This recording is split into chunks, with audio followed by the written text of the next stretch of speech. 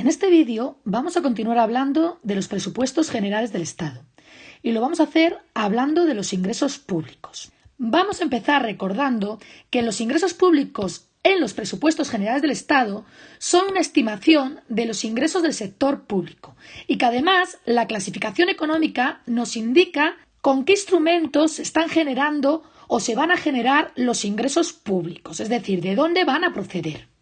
La clasificación económica divide los ingresos públicos en tres grandes grupos. En primer lugar, tenemos los ingresos corrientes, en segundo lugar, tenemos los ingresos de capital y por último, tenemos los ingresos financieros. Vamos a pasar a hablar de cada uno de ellos.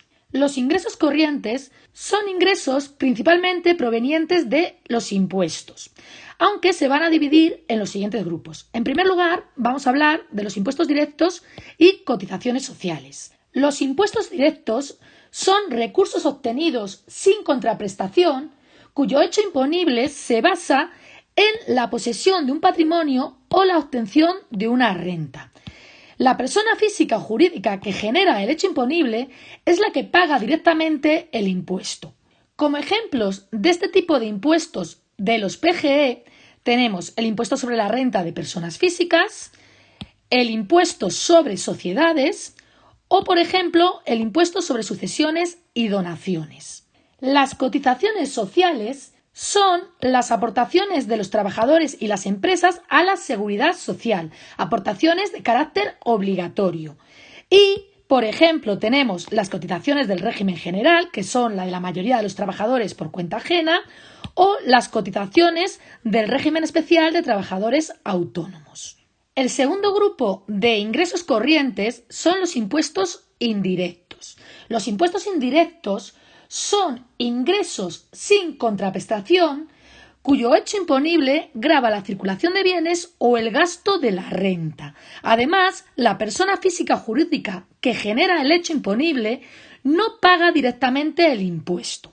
Ejemplos de impuestos indirectos tenemos el impuesto sobre el valor añadido que grava el consumo o impuestos sobre el alcohol y bebidas derivadas que grava el consumo de alcohol o de bebidas derivadas o el impuesto sobre hidrocarburos que grava el consumo de productos que tengan relación con los hidrocarburos, es decir, por ejemplo, la gasolina o el gasoil. En tercer lugar, dentro de los ingresos corrientes tenemos las tasas y otros ingresos procedentes de precios públicos, de prestación de servicios o de venta de bienes. En estos casos, el ingreso sí lleva asociada una prestación, que puede ser, por ejemplo, las tasas de expedición de DNI y pasaportes, donde la prestación es la obtención del DNI o del pasaporte, o los derechos de matrículas en cursos y seminarios, que, por ejemplo, podrían ser los precios públicos que se paga por ir a la universidad. En cuarto lugar, tenemos las transferencias corrientes, que son ingresos recibidos de otros agentes destinados a financiar operaciones corrientes. Por ejemplo, hemos cogido una transferencia de la Jefatura de Tráfico al Estado. En quinto lugar, tenemos los ingresos patrimoniales, que son rentas del patrimonio público, como pueden ser empresas públicas. Por ejemplo, tenemos los beneficios de la Sociedad Estatal de Loterías y Apuestas del Estado o el alquiler y productos de inmuebles, es decir, alquiler de inmuebles públicos. Seguimos con el segundo grupo de ingresos públicos, los ingresos de capital. Y aquí podemos distinguir la enajenación de inversiones reales, que son la venta de bienes de capital, y por ejemplo, hemos cogido la enajenación de terrenos o la enajenación de edificios y otras construcciones, es decir, la venta de edificios y otras construcciones.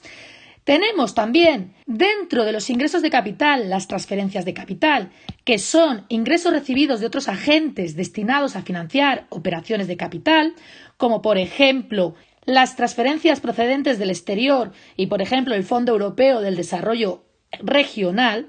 Y por último hablamos de los ingresos financieros, que son aquellos que pueden proceder de activos financieros, como pueden ser la enajenación de dichos activos, es decir, de participaciones en empresas públicas o de acciones, o los reintegros de préstamos concedidos. Por ejemplo, tenemos aquí un reintegro al Estado de préstamos concedidos a largo plazo, por ejemplo, a sociedades mercantiles estatales, es decir, a empresas estatales.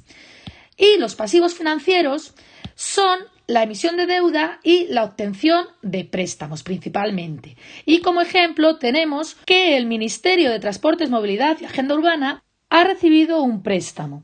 Para terminar, vamos a hacerlo con una gráfica que muestra los ingresos del presupuesto consolidado.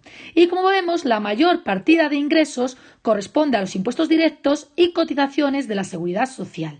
Está expresado en millones de euros.